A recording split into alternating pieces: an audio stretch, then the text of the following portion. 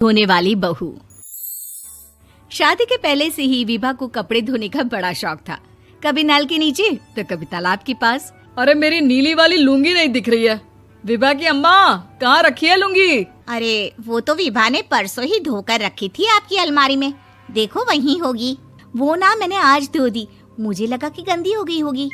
अरे कैसे गंदी हो गई थी? उसे तो मैंने पहना भी नहीं। हे भगवान, इस लड़की के कपड़े धोने की आदत से परेशान हो गया हूँ मैं। जितना तो घर में राशन नहीं आता, उससे कहीं ज्यादा डिटर्जेंट पाउडर का खर्चा है। इसकी शादी करवा दो, शादी जाए अपने घर में ही करे काम, फिर चाहे घर के कपड़े धोने हो या पूरे गांव के। हाँ ठीक बोल रही हूँ, देखता हूँ मैं कोई लड़का। वो दिन भी आ जाता है जब विभा को देखने लड़के वाले आ जाते हैं। लड़की मुझे अच्छी लगी। होने वाली सास कहती है, बेटी अगर कुछ पूछना है तो पूछ लो। वैसे तो हमारी लड़की बहुत ही शर्मीली है, जो बोल दो वो मान लेती है, इसे क्या पूछना होगा। अरे कैसी बात कर रही हो माँ, मुझे इन लोगों के घर रहना है, सवाल तो कई है। हाँ हाँ बेटा, पूछ लो ना, क्या पूछना है। आप लोगों के घर कपड़े कौन धोता है? सास का मुंह बन जाता है। देखो, अगर तुम ये कहना चाहती हो कि तुम्हें कपड़े धोने नहीं आते तो सुन लो, कपड़े मैं ही धोती हूँ, लेकिन तुम्हारे आ जाने के बाद मैं रुमाल तक नहीं धोऊंगी। अरे चुप रहना भाग्यवान, बहू बेचारी घर आई नहीं, उसे डराना शुरू कर दिया। वो क्या है ना बिटिया, अभी तक तो ये कल्लू की माँ ही धोती थी, लेकिन अब तुम्हारे पापा तो दहेज में वॉशिंग मशीन देंगे ही। तभी विभा की माँ बोल पड़ती है, सवाल भी पूछा तो क्या। वैसे भाई साहब, मशीन की तो फिर भी कपड़े धोने की कैपेसिटी होती है। मतलब जो बिटिया दे रहे हैं ना विभा, इसे कपड़े धोने का बहुत शौक है। ये आप लोगों के क्या, आस पड़ोस गांव मोहल्ले सबके कपड़े धो दे और उफ तक ना करे। बाहर देखा नहीं आपने कितने कपड़े सूख रहे हैं? सब हमारी बिटिया ने ही तो धोए हैं। बस भी करो ना माँ, शर्म आ रही इतनी तारीफ सुनकर। और तो और एक दाग निकाल कर दिखाओ तो मान जाओ। हाँ अच्छा अच्छा, माफ करना बेटा, मैंने गलत समझा। हमें तो रिश्ता बहुत पसंद है। और ऐसे जुड़ जाता है रिश्ता कपड़े धोने का शौक रखने वाली विभा का। उसकी शादी हो जाती है कोयला फैक्ट्री में काम करने वाले कल्लू के साथ। शादी के बाद अचानक विभा चिल्लाती हुई सास के पास आती है। सासू माँ, अरे सासू माँ कहाँ है आप? ये तो धोखा है, धोखा दिया आप लोगों ने मुझे। इसे ससुर के चक्कर के बारे में पता चल गया। अरे तो उसमें तुझे क्यों धोखा मिला है? अरे नल में पानी नहीं आता, कपड़े कैसे कब धुलेंगे? अच्छा अच्छा, तू पानी नहीं आ रहा उसकी बात कर रही है। तो आपने क्या सोचा? कुछ नहीं। अच्छा हाँ, तेरी माँ ने कहा था कि कपड़े धोने का शौक है तुझे, याद आया मुझे। शौक शौक बोलकर कपड़े धोने वाले मेरे जुनून को कम ना आके सासू माँ, कपड़ा धोना मेरा गुरूर है।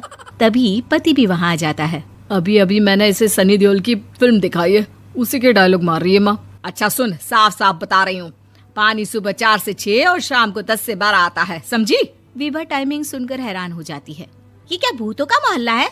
सुबह 4 बजे उठकर कौन कपड़े धोता है? 4 बजे टंकी में पानी जाता है, फिर सारा दिन धोना ना, किसने मना किया? अरे कैसी बात कर रही हैं? 200 लीटर की टंकी में कितने कपड़े धो लूंगी मैं, सुबह ही उठ जाऊंगी मैं। अब क्या था, विभा सुबह 4 से लेकर रात के 12 बजे तक कपड़े ही धोती रहती। एक रोज सास पड़ोस से निकलकर कहीं जा रही होती है कि साथ वाली कहती है, हाँ कल्लू की माँ, जरा ये बताओ कि 2 साड़ी है, 2 ब्लाउज और एक पेटीकोट और एक नाड़े वाला लंबा कच्छा। हाँ तो? अरे तो क्या, कितना लोगी धुलाई ये बताओ। धोबन दिख रहे हैं हम क्या? हमारे पति सरकारी नौकरी से अभी अभी रिटायर हुए हैं और बेटा सुपरवाइजर है कोयला फैक्ट्री में। धोबन समझ रखा है हमें।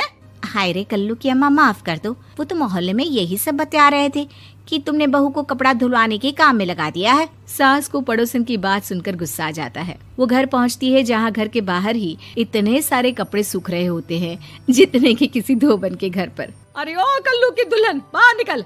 माँ जी यहीं आ जाओ, बाथरूम में चादर धो रहे हैं हम। अरे अभी हम धोते हैं, तुमको बाहर निकलो। ये आस पड़ोस वाले बोल रहे हैं कि हम बहू से कपड़े धुलवा कर उसे कपड़ा धोने वाली बना दिए हैं। अरे छोड़ो ना माँ जी, किन लोगों की बातों में आती हो? आस पास के लोगों का तो काम ही होता है कि वो किसी तरह सास बहू को लड़ा दे। बहू सारे घर के कपड़े धोती है, ये क्या कम है? बोलिए। सास को भी लग जाता है कि वो बहू का ये सनकीपन नहीं छुड़वा सकती, इससे अच्छा है कि खुद ही चुप हो जाए।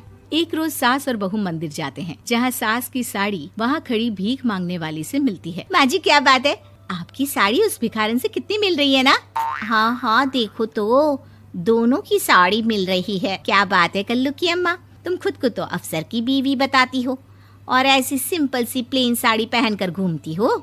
सिंपल और प्लेन नहीं है ये साड़ी। तो क्या सोने के धागे से फूल बने हैं? कुछ भी सासू माँ, कुछ भी। हाँ बने थे इस साड़ी में सोने के धागे से फूल। मेरे पति लेकर आए थे मद्रास से स्पेशली मेरे लिए 10,000 की। ताहे भाई साहब इस भिखारन के लिए भी सेम टू सेम साड़ी लेकर आए होंगे 10,000 की। सास उस वक्त तो कुछ नहीं कहती, लेकिन बहू के साथ घर आती है और अलमारी से एल्बम निकाल कर लाती है। ये साड़ी देख रही है, ये वही साड़ी है जिसे मैंने अभी पहना था। इस साड़ी में ये जो चमकदार फूल दिख रहे हैं ना, ये सोने के धागों से काढ़े गए हैं। लेकिन तू लोकल वॉशिंग मशीन ब्रश से घिस घिस कर सारे फूलों को निकाल कर साड़ी प्लेन कर दी। मुझे माफ कर दीजिए सासू माँ। और तो और, जब मैंने तुझे तेरी गलती के लिए कुछ नहीं कहा, लेकिन तूने तो सबके सामने मेरा मजाक ही बना दिया। क्यों? बहू को समझ में आ जाता है कि अब से उसका कपड़े धोना बंद।